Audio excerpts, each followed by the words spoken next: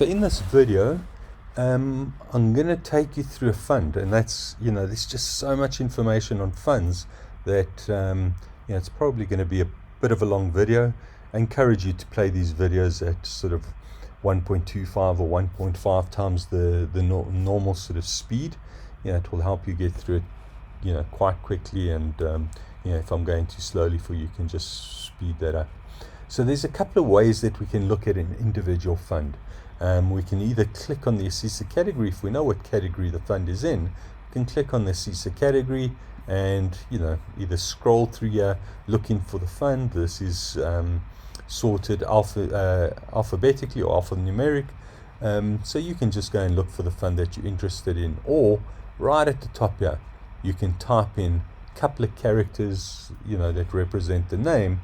So in my case, not to pick on any asset manager, I'm going to show you our own funds, the standard multi-manager funds, and here's our balanced fund.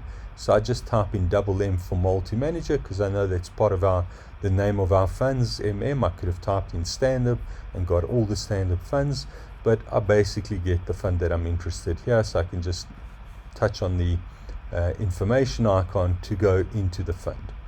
An alternative way, if you don't know the ASISA category that the fund is in, you can click again on the little more icon at the bottom here, tab, and you can go down to funds, and this will list every single fund that exists, or the retail funds, at least in this case, that exists here. And again, you can do exactly the same search from here. You can do multi-manager, and here, and now you find, okay, community is also coming up because it's got that M. But if we go down a little bit, we'll see standard multi-manager balance. So let's go into that fund.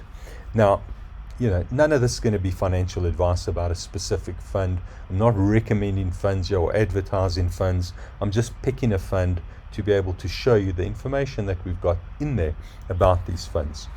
The innate ranking, I'll come back to this at a later stage because there's so many metrics in here.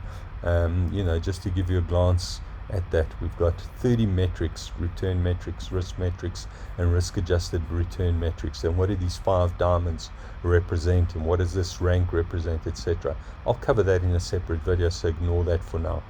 You've got the fund name, and the fund name includes the fee class. So you can see the B1, you've got a ticker name, you've got a legal fund name, and this ignores the fee class because all the fee classes will share the legal fund name. So this fund in particular has got a couple of institutional fee classes as well. This is the retail fee class.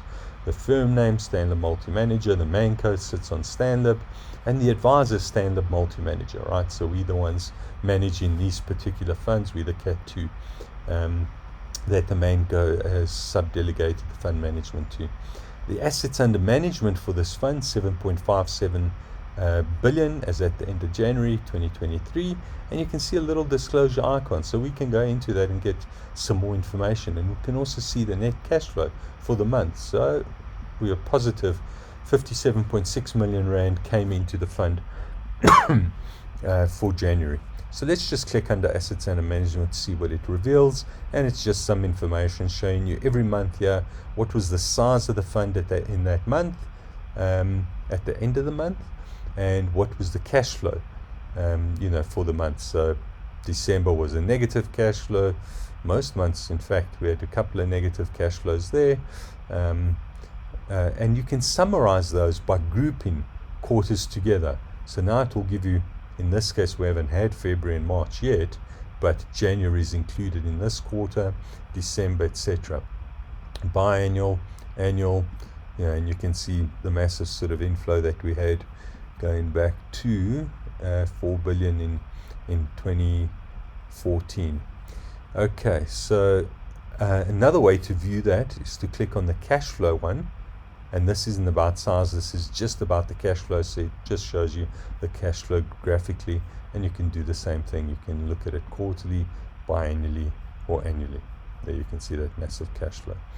Okay, so that's the cash flow and assets under management. There's the PMs, and again, you might find that a lot of this information is not right. It's dated, right? If the funds aren't submitting the correct information, this information could be old. So it's sort of the old adage of garbage in, garbage out. Whatever data we pick up is what gets put here. The management fee and the net expense ratio, which is the total expense ratio. The benchmark here, and this is actually a benchmark. This probably needs to be updated. Again, a lot of these data points that are static, potentially haven't been updated. The CISA category is the South African High Equity category. So if you didn't know, if you came into this fund and you were trying to figure out what category is it in, and it tells you that it's the multi-asset high equity category. The inception date of the fund or of the fee class in particular, because that could differ. You can launch fee classes at different dates.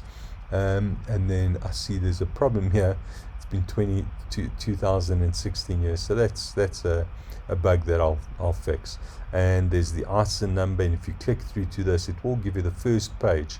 Takes a while, but it gives you the first page of the latest fund fact sheet that it's got in the system here. So we'll just wait a while for that to come up. But yeah, I mean, there's always sort of bugs within the system. As I'm adding data, as I'm adding functionality, I find these bugs, and I'm happy to go back and fix them and just issue a new release. So even if you're watching this video, much later than when it was created, you might find that some of the screens look slightly different, because new functionality has been added. So this does take a while. It's not an app issue. This is an issue of the service provider providing this fact sheet.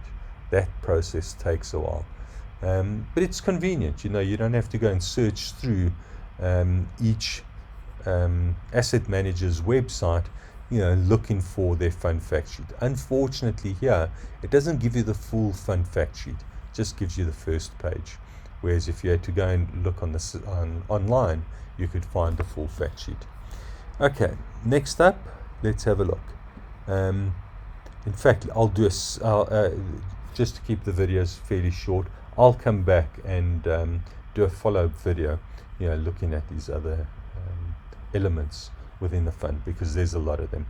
So we'll leave it there for now. Thanks, bye.